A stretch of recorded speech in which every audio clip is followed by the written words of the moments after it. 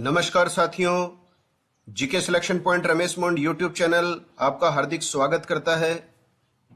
साथियों, आज मैं आपके बीच लेकर आया हूं अति महत्वपूर्ण very important questions related to general science. सामान्य विज्ञान से संबंधित सभी प्रतियोगी परीक्षाओं की दृष्टि से वेरी इंपॉर्टेंट क्वेश्चंस। अगर वीडियो पसंद आए तो वीडियो को लाइक जरूर करें, अधिक से अधिक साथियों में वीडियो को शेयर करें और चैनल को अभी तक सब्सक्राइब नहीं किया है तो चैनल को सब्सक्राइब कर लें, बेल आइकन प्रेस कर दें ताकि मेरे द्वारा प्रदर्शित हर वीडियो का नोटिफिकेशन सबसे पहले आप तक पहुंच सके। तो शुरू करते हैं आज की video, general science very important questions. पहला प्रश्न है, मानव शरीर का अधिकांश भाग निर्मित होता है। तो मानव शरीर का अधिकांश भाग निर्मित होता है प्रोटीन से। मानव शरीर में अधिकांश मात्रा में पाया जाने वाला पदार्थ होता है। तो मानव शरीर में अधिकांश मात्रा में पाया जाने वाला पदार्थ होता है जल, 55 से 60%। नवजात शिशु में जल की मात्रा होती है। तो नवजात शिशु में जल की मात्रा होती है लगभग 90 से 95%। मानव शरीर में प्रोटीन संश्लेषण के लिए कितने एमिनो अम्ल होते हैं? तो मानव शरीर में प्रोटीन संश्लेषण के लिए 20 एमिनो अम्ल होते हैं। कितने एमिनो अम्लों का निर्माण शरीर के द्वारा नहीं हो पाता है तथा जिन्हें हम भोजन के माध्यम से लेते हैं, वह इन्हें आवश्यक एमिनो अम्ल कहते हैं। तो आवश्यक एमिनो एसिड्स जो हैं वो कहा जाता है 8 एमिनो अम्लों को। मानव शरीर में आयोडीन का संग्रह भंडार होता है। तो मानव शरीर में आयोडीन का संग्रह भंडार होता है अवटु ग्रंथि या थायराइड ग्रंथि। पुरुषों में आयोडीन की प्रतिदिन आवश्यकता होती है।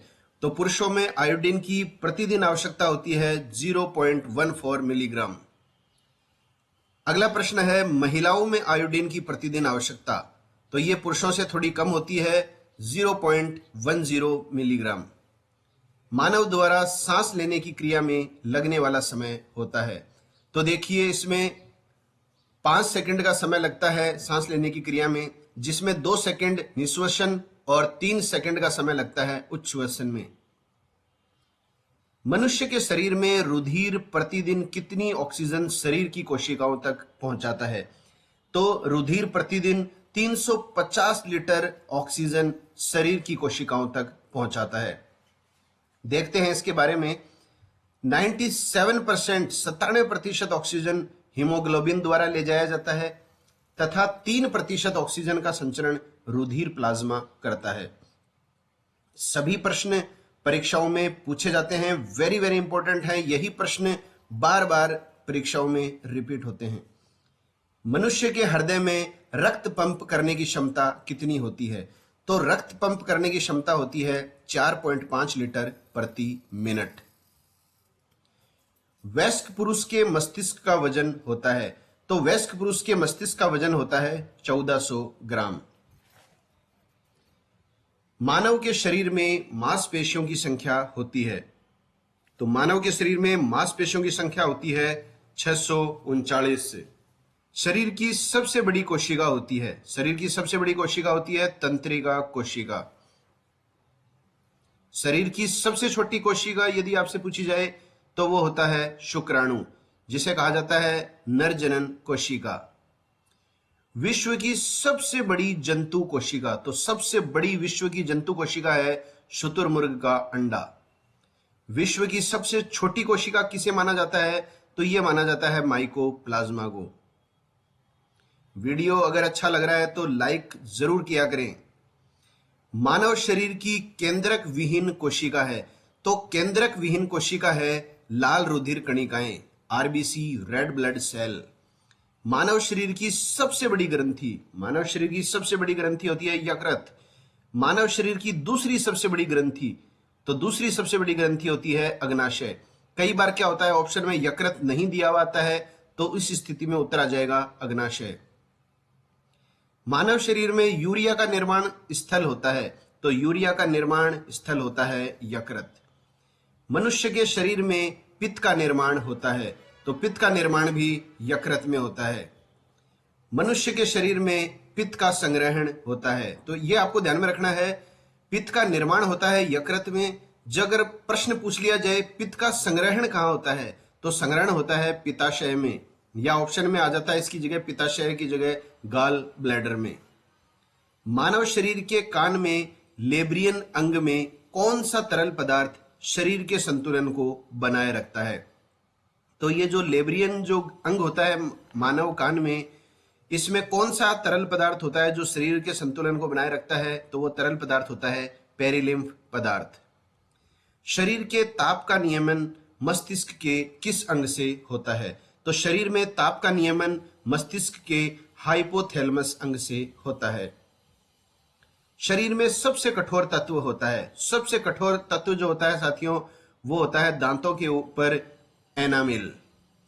नवजात शिशु में हड्डियों की संख्या होती है, तो नवजात शिशु में हड्डियों की संख्या होती है 270। 2-4 जगह 300 भी देखा है मैंने, तो आप ध्यान में रखिएगा, कंफ्यूजन नहीं होना है। नवजात शिशु में हड्डियों की संख्या 270 होती है।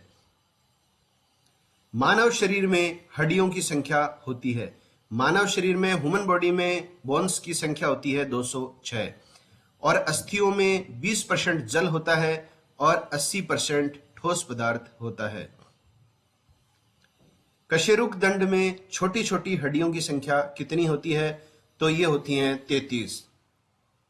मानव खोपड़ी में कुल अस्थियों की संख्या होती है, मानव खोपड़ी में कुल अस्थियों की संख्या होती है 22। मानव मस्तिष्क की सुरक्षा कौन करता है? तो मानव मस्तिष्क की सुरक्षा करता है कपाल अस्थियां। कपाल अस्थियों की संख्या होती है 8। चेहरे में अस्थियों की संख्या कितनी होती है? तो चेहरे में अस्थियों की संख्या होती है 14। मानव शरीर की सबसे बड़ी लंबी हड्डी कौन सी होती है? तो ये होती है साथियों फीमर। साइटोरियम जो होती है जांग में। मानव शरीर की सबसे छोटी हड्डी होती है, सबसे छोटी जो हड्डी होती है वो होती है स्टेपिज, ये होती है कर्ण में, कान में। मानव शरीर की सबसे मजबूत हड्डी, सबसे मजबूत हड्डी होती है जबड़े की। Most active muscle, most active muscle कहलाती है आई मसल्स। मानव शरीर की वे अस्थियां जिनका कार्य धीमी आवाज को परिवर्तित करना तथा कान के पर्दों को सुरक्षा प्रदान करना होता है, तो ये है मेलियस इंसस स्टेप्स जो स्थित होते हैं मध्य कर्ण में। एक विशिष्ट यौगिक जो अंतःस्त्रावी ग्रंथियों द्वारा स्त्रावित होता है उसको कहा जाता है हार्मोन। शरीर की विभिन्न जैविक गतिविधियों के लिए आवश्यक होते हैं, तो क्या आवश्यक होते हैं? हार्मोन। अमीनो अम्ल, केटेकोलेमेंस, स्टीरॉयड्स तथा प्रोटीन होते हैं, ये होते हैं हार्मोन। वह हार्मोन जिसमें 65% भाग आयोडीन होता है, तो 65% भाग आयोडीन होता है, वो हार्मोन होता है थायरोक्सिन। किस हार्मोन की अधिकता से शरीर के तापक्रम में वृद्धि के साथ साथ हृदय दर में भी वृद्धि हो जाती है? तो किस हार्मोन की अधिकता से शरीर के तापक्रम में वृद्धि के साथ साथ हृदय दर में वृद्धि होती है? तो वो होती है थायरोक्सिन। बच्चों की जड़वामनता रोग का कारण क्या है? तो जड़वामनता रोग का कारण है थायरोक्सिन की कमी होना या पीयूष ग्रंथि की कम सक्रियता। वह इंजेक्शन जो पशुओं में शीघ्र दूध स्त्राव हेतु लगाया जाता है जिसे वर्तमान में प्रतिबंधित कर दिया गया है, तो वो इंजेक्शन है ऑक्सीटोसिन। किस ग्रंथि को तीसरी आंख या बायोलॉजिकल घड़ी कहा जाता है? तो तीसरी आंख या बायोलॉजिकल घड़ी कहा जाता है पीनियल ग्रंथि को। यह मस्तिष्क में स्थित होती है और मिलेटोनिन हार्मोन स्त्रावित करती है। किस ग्रंथि को प्रतिरक्षण ग्रंथि या इम्यून ग्रंथि कहा जाता है? तो प्रतिरक्षण ग्रंथि या इम्यून ग्रंथि कहा जाता है थाइमस ग्रंथि को। बच्चों में प्रतिरक्षण उत्पन्न करती है ये ग्रंथि। करो या मरो हार्मोन, डू और डाई हार्मोन किसे कहा जाता है? ये कहा जाता है एड्रेनालिन हार्मोन को। कौन सा हार्मोन क्रोध, डर, मानसिक तनाव की स्थिति में अत्यधिक स्त्रावित होता है? तो क्रोध डर तथा मानसिक तनाव की स्थिति में अत्यधिक स्रावित होने वाला हार्मोन है एड्रेनालिन हार्मोन। तो साथियों, ये है जनरल साइंस से संबंधित वेरी इंपॉर्टेंट क्वेश्चंस जो मैंने आपके बीच में साझा किए हैं। इसी तरह से साइंस से संबंधित और भी बहुत सारे महत्वपूर्ण प्रश्न मैं आपके बीच मेरे इस चैनल के माध्यम से प्रदर्शित करता रहूंगा। आप लगातार चैनल के वीडियो से बने रहें। इस तरह के वीडियो आए दिन मेरे द्वारा प्रदर्शित किए जाते हैं। चैनल को सब्सक्राइब कर लें, बेल आइकन को प्रेस कर लें ताकि मेरे द्वारा प्रदर्शित हर वीडियो का नोटिफिकेशन आपको प्राप्त हो सके। अगर वीडियो अच्छा लगा है, मेरी मेहनत आपको अच्छी लगी है, प्रश्नों का संग्रह आपको पसंद आया है, तो वीडियो को लाइक जरूर करें, अधिक से अधिक साथियों में वीडियो को शेयर करें और चैनल को सब्सक्राइब कर लें। मिलते हैं नई वीडियो के साथ, तब तक के लिए जय हिंद, जय भारत, वंदे मातरम।